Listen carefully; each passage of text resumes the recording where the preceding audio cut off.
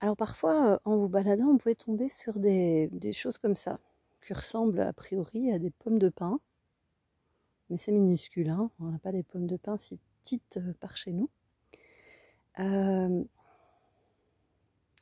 réalité, ça vient pas d'un résineux, ça vient d'un feuillu qui s'appelle l'aulne glutineux. Hein, c'est un arbre qu'on va retrouver dans des endroits un peu humides, qui vont garder l'humidité, ou en tout cas aussi, ils vont vraiment apprécier être sur le bord des ruisseaux.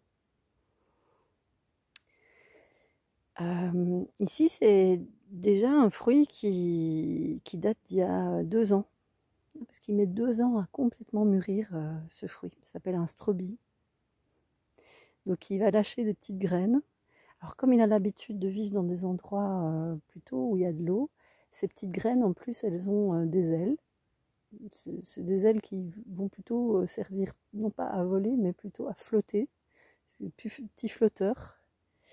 Et donc comme ça, il va voyager le long des cours d'eau et il va s'insérer là où ce sera propice pour lui. Donc voilà les fruits. Donc là, j'ai ramassé par terre. Parfois, on peut voir ça sur les chemins. Paf, on voit une série de...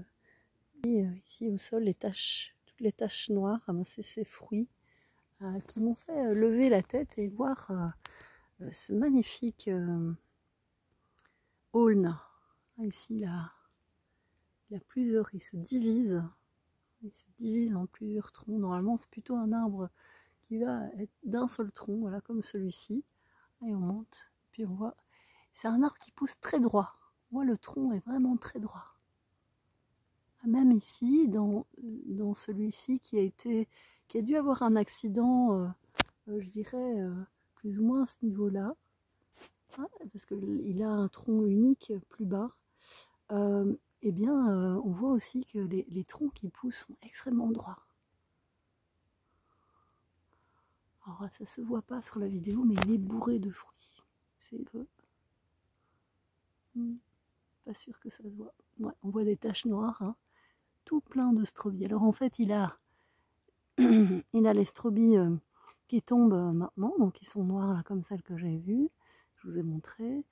Et puis il a les strobies, des strobies vertes aussi, donc qui sont celles qui se sont formées cette année. Et puis il a aussi des bourgeons, hein, comme j'ai montré avec le noisetier, il a aussi des bourgeons qui sont déjà prêts pour l'année prochaine. Voilà, Alnus glutinosa, l'aulne glutineux.